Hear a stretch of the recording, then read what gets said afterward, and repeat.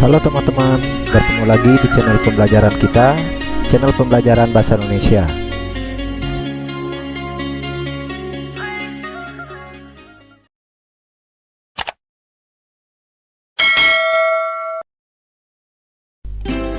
Kali ini kita akan belajar menentukan struktur teks berita.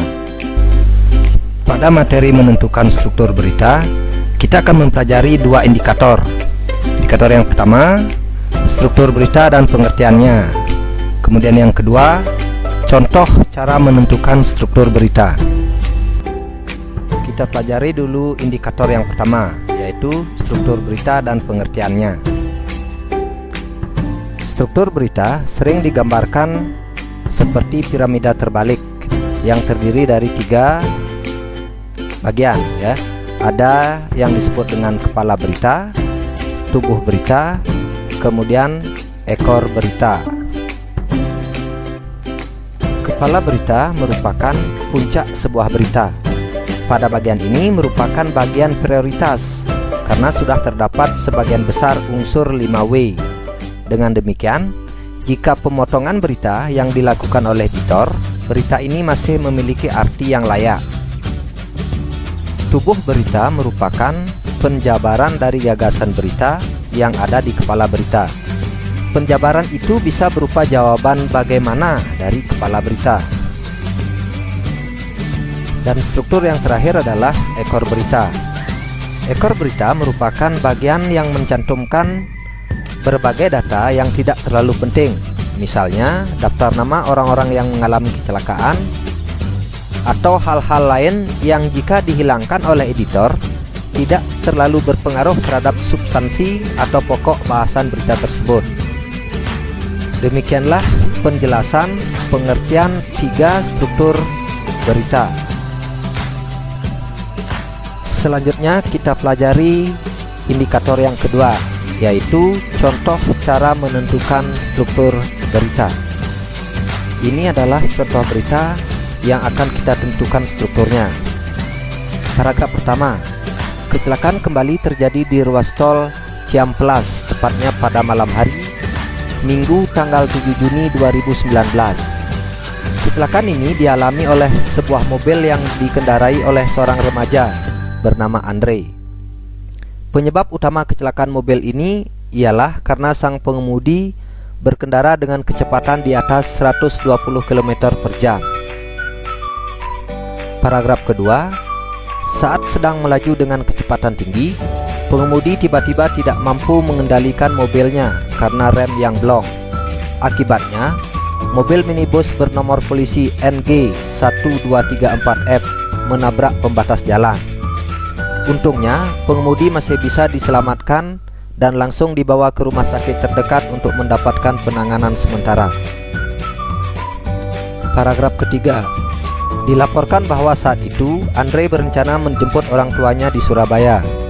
Menurut pengakuan laki-laki 39 tahun itu, orang tuanya dalam keadaan sakit dan akan diajak berobat ke Jakarta. Namun, naas bagi Andre, kecelakaan itu menyebabkan ia batal menjemput orang tuanya di Surabaya. Dari contoh berita tadi, kita akan menentukan yang pertama, menentukan kepalanya, kemudian menentukan tubuh beritanya, kemudian yang ketiga, menentukan ekor beritanya. Yang pertama, kita akan menentukan kepala berita.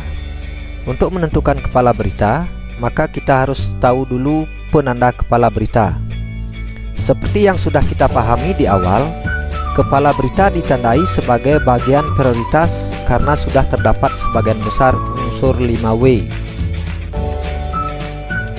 Karena kepala berita ditandai oleh sebagian besar unsur 5W, maka kita bisa menentukan kepala berita dengan membuat pertanyaan dengan menggunakan kata tanya 5W itu, yaitu apa yang diberitakan, siapa yang diberitakan, kapan peristiwa itu terjadi, di mana peristiwa itu terjadi, mengapa peristiwa itu terjadi. Jawaban dari pertanyaan-pertanyaan itu akan kita cari di paragraf berita tersebut. Setelah kita cari jawaban pertanyaan tadi, kita dapatkan jawaban pertanyaan itu. Pertanyaan yang pertama, apa yang diberitakan? Jawabannya adalah kecelakaan. Pertanyaan yang kedua, siapa yang diberitakan? Jawabannya adalah Andre. Pertanyaan yang ketiga, kapan peristiwa itu terjadi? Jawabannya adalah tanggal 7 Juni 2019. Kemudian pertanyaan yang keempat, di mana peristiwa itu terjadi? Di ruas tol Ciamplas. Kemudian pertanyaan yang kelima, mengapa peristiwa itu terjadi? Jawabannya, karena sang pengemudi berkendara dengan kecepatan di atas 120 km per jam.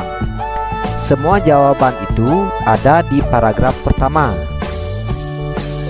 Dari jawaban pertanyaan 5W tadi, bisa kita simpulkan bahwa kepala berita adalah paragraf pertama. Hal itu karena pada paragraf pertama sudah terdapat sebagian besar unsur 5W1H.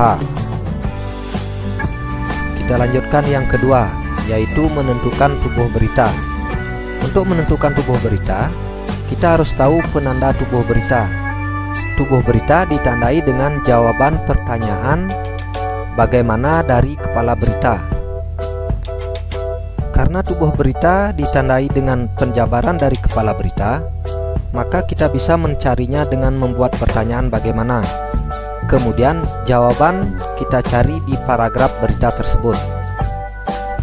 Setelah kita cari jawaban pertanyaan bagaimana peristiwa itu terjadi, maka kita dapatkan jawabannya adalah saat sedang melaju dengan kecepatan tinggi, pengemudi tiba-tiba tidak mampu mengendalikan mobilnya karena rem yang blong. Jawaban itu ada di paragraf kedua.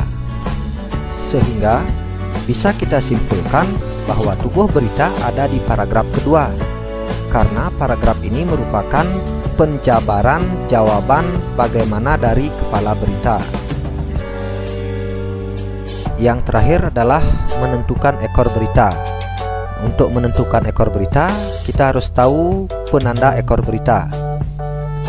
Bagian ekor berita ditandai dengan jika bagian ini dihilangkan, tidak terlalu berpengaruh terhadap substansi atau pokok bahasan berita tersebut. Misalnya kita hilangkan paragraf pertama. Kalau paragraf pertama ini dihilangkan, maka substansi berita itu juga hilang, karena sebagian besar unsur 5W akan hilang. Selanjutnya, kita hilangkan paragraf kedua.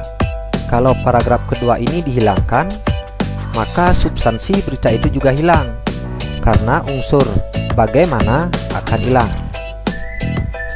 Ketika kita hilangkan paragraf ketiga, maka substansi atau makna berita itu ternyata tidak berubah atau hilang, karena paragraf ketiga ini tidak berpengaruh terhadap substansi.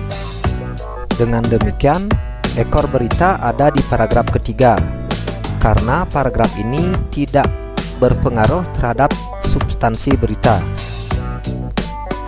Oleh karena itu, dapat kita tentukan bahwa kepala berita ada di paragraf pertama, tubuh berita ada di paragraf kedua, dan ekor berita di paragraf ketiga. Demikianlah penjelasan materi menentukan struktur berita. Semoga bermanfaat dan terima kasih.